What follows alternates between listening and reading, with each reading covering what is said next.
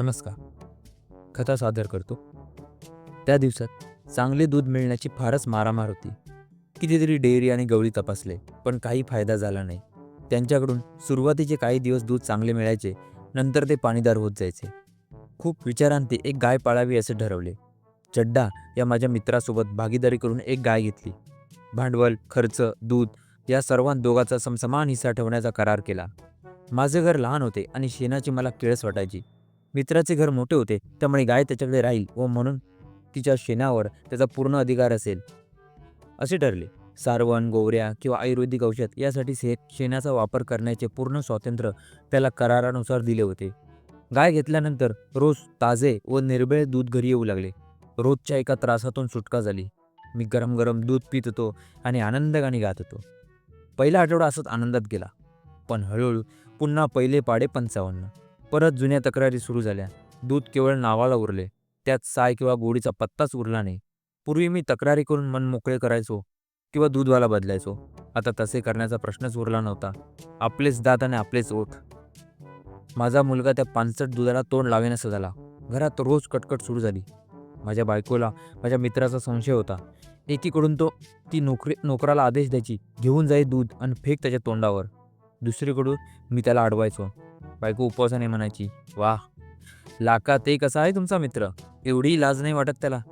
असले पातळ दूध पाहून आपल्याला काय वाटत असेल हे न समजण्या इतका बावळट आहे का तो? ते काही नाही.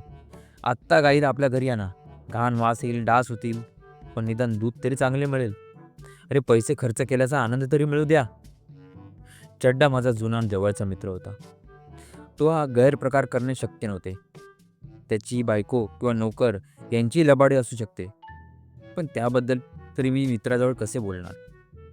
सुदैवाने 3 महिन्याने त्याची बदली झाली आणि मी एकटा गायीला पाळू शकत नव्हतो, म्हणून भागीदारी संपली आणि अर्ध्या किमतीत गाय विकून टाकली. त्या दिवशी मी सुटकेचा निश्वास सोडला. पुन्हा विचार करून मी एक बकरी पाळायची ठरवली. अंगणाच्या एका कोपऱ्यात ती राहिली असती. तिचे दूध माझा नोकरी काढू शकत होता. थोडासा चारा भुसा टाकला की झाले, कामच ते किती. शिवाय बकरीचे दूध तर जास्तच चांगले, पाचक आणि आरोग्यवर्धक. प्रकृतीला ना उष्ण ना थंड. योगायोगाने माझ्या मसुद्यांची नक्कल उतरवणारे पंडितजी या बाबतीत जाणकार निघाले. त्यांच्याजवळ सहज एकदा बकरीचा विषय काढला. त्यांनी एका बकरीचे इतके गुणगान केले की तिला न पाहताच मी तिच्या प्रेमात पडलो. चांगल्या वाणाची, उंचपुरी, मोठ्या कासेची ती बकरी नुकतीच व्याली होती व तिची किंमत 25 रुपये होती. एका वेळी ती 2-2.5 शेर दूध देणारी होती, म्हणून किंमत जरा जास्त वाटली तरी पंडितजींच्या विश्वासावर मी ती विकत घेतली.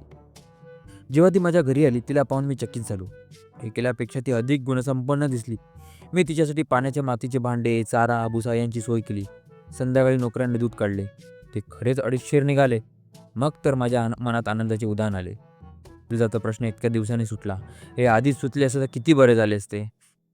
भल्या पहाटे व संध्याकाळी मी तिची शिंगे धरून ठेवायचो, तेव्हा नोकर दूध काढायचा. चांगल्या दुधासाठी एवढा त्रास काही विशेष नव्हता. बकरी कसली, ती कामधेनूच होती. तिला दृष्ट लागू नये म्हणून बायकोने तिच्या कासेसाठी खोळ शिवली आणि गळ्यात निळ्या मण्याची माळ घातली. घरातले उरले सुरले आता देवीजी तिला प्रेमाने भरवू लागल्या. पण एका आठवड्यात दुधाचे प्रमाण कमी झाले. नक्कीच तिला दृष्ट लागली असणार. पंडितजींना विचारले तेव्हा ते म्हणाले, "साहेब, ही खेड्यात जमीनदाराकडे वाढली आहे. तेथे ती दिवसभर मोकळेपणाने मळ्यात चरत होती. इथे तुम्ही तिला सारखे बांधून ठेवता, त्यामुळे दूध कमी झाले असेल. तिला तर मोकळ्या जागी फिरायला नेत जा." आता आली का पंचायत. बकरीला शहरात कुठे फिरवणार आणि कोण? तिच्यासाठी मला तर घर बदलणे भाग होते. मी शहरापासून लांब अशा ठिकाणी घर घेतले. तिथून माझे ऑफिस 3 मैल लांब होते. पण चांगल्या दुधासाठी मी त्याच्या दुप्पट अंतर चालण्यास तयार होतो. नवे घर मोकळे व प्रशस्त होते.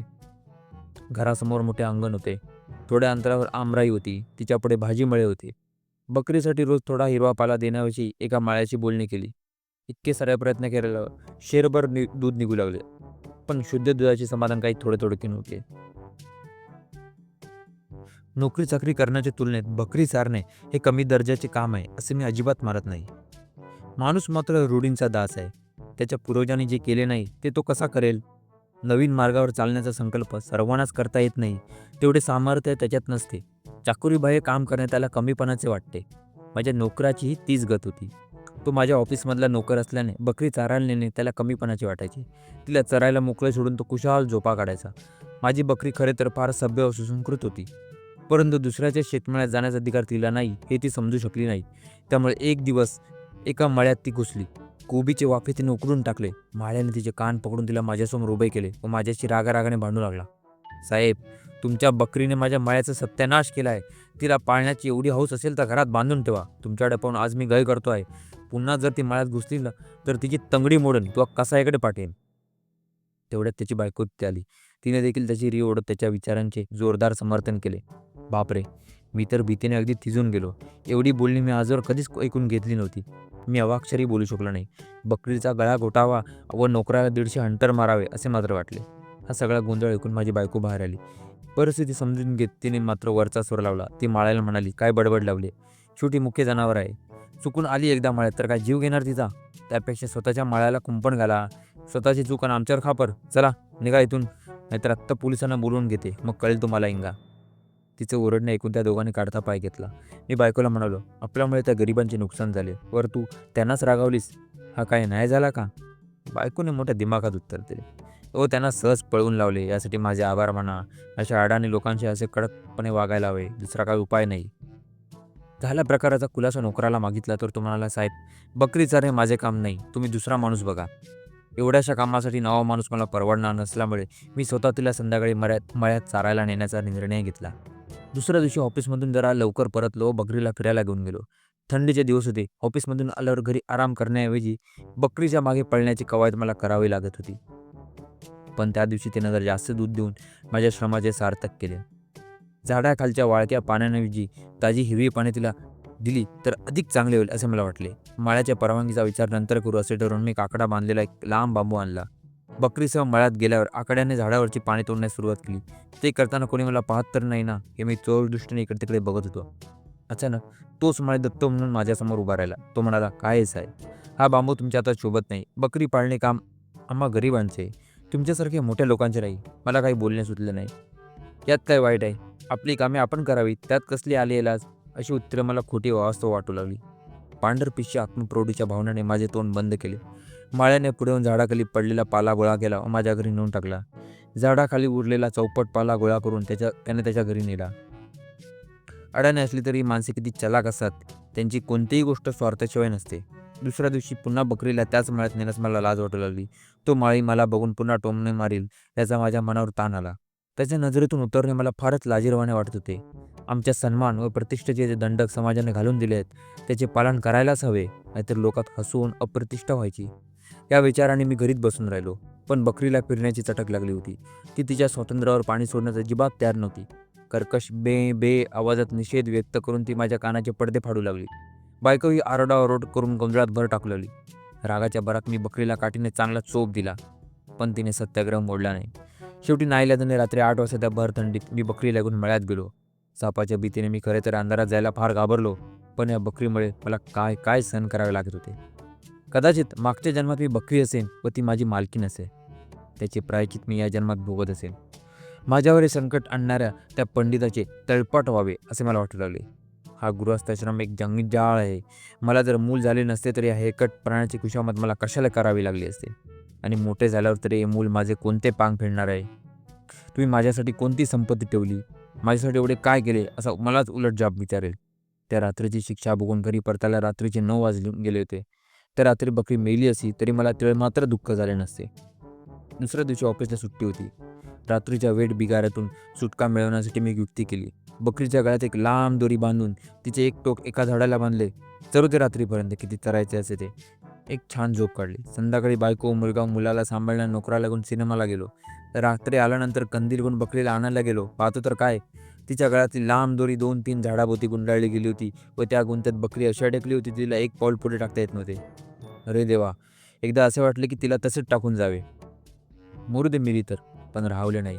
कंदिलाच्या मिनमिनत्या प्रकाशात मोठ्या मुश्किलीने तासभर झटून तो गुंता सोडवला व तिला घरी आणले.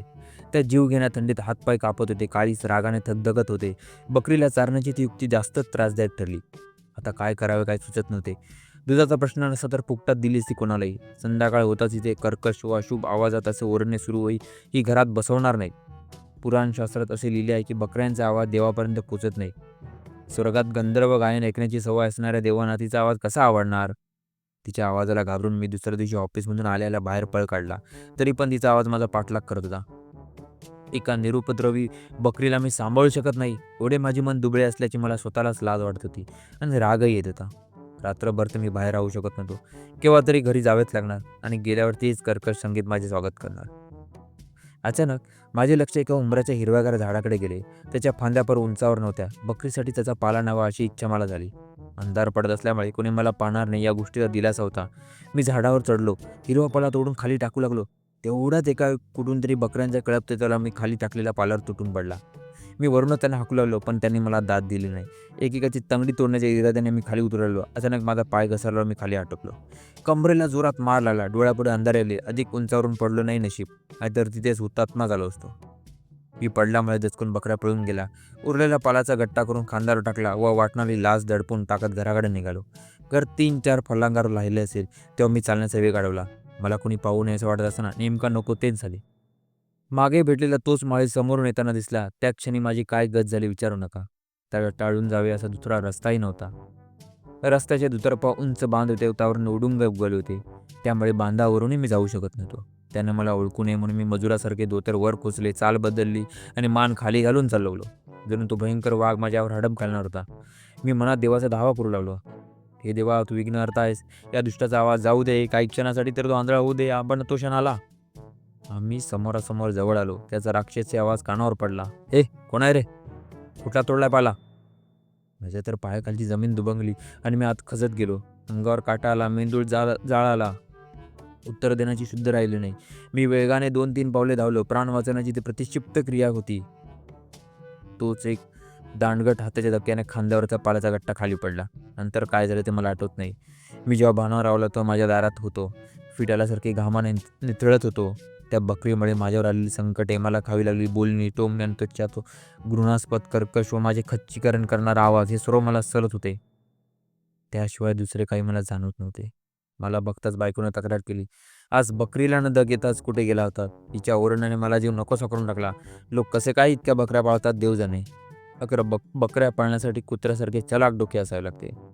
तिला धीर देत मी म्हटलं, आज ओरडू देत किती, उद्या सकाळी उठल्यापूर्वीला घराबाहेर काढतो बघ. दुसऱ्या दिवशी सकाळी या काळ्या पिढीपासून कशी सुटका करून घ्यावी या काळजीत बसलो असतं. अचानक माझे लक्ष एका धनगराकडे गेले. तो बकऱ्यांचा कळप घेऊन चालला होता. मी त्याला बोलवले. माझी बकरी चारायला नेतोस का विचारले.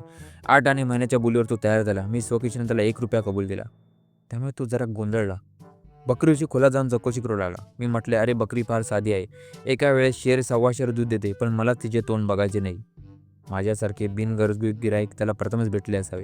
रोज दूध आणून दे असे सांगून तो बकरी घेऊन निघून गेला. घरातून बकरी काय गेली जणू मोठे पाप गेले असे वाटते. पहिल्या महिनाभरात धनगराकडून दूध येत राहिले. नंतर बकरी गाभण राहिल्याचे समजले. मी गाईच्या दुधाचा रतीब लावला. धनगर महिन्यातून एकदा त्याच्या ठरलेला ₹1 घेण्यासाठी येत होता. मी कधीही बकरीची चौकशी केली नाही. तिची आठवण आली तरी माझ्या काळजाचा थरकाप होत होता.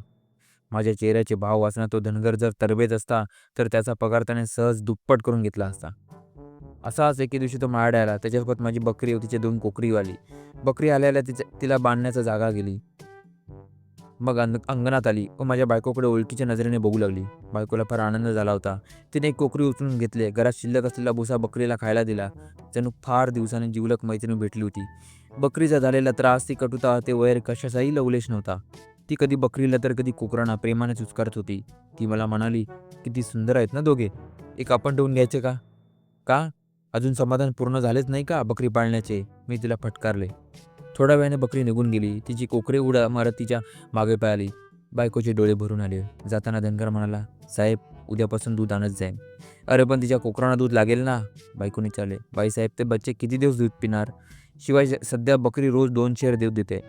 आतापर्यंत फारसे देत नव्हती म्हणून आणत नव्हतो. मला तर रात्रीचा मर्मभेदक प्रसंग आठवला. मी म्हणाला, दूध आण किंवा नको आणूस तुझी मर्जी, पण बकरीला मात्र इकडे कधीच आणू नकोस. त्या दिवसापासून धनगर किंवा ती बकरी कधीच दिसली नाहीत. मी पण कधी शोध घेतला नाही. बकरी व कोकरांच्या आठवणीने बायकोच्या डोळ्यात मात्र कधी कधी पाणी येते. ही कथा प्रेमचंद यांच्या एका अनुवादित पुस्तकातील आहे.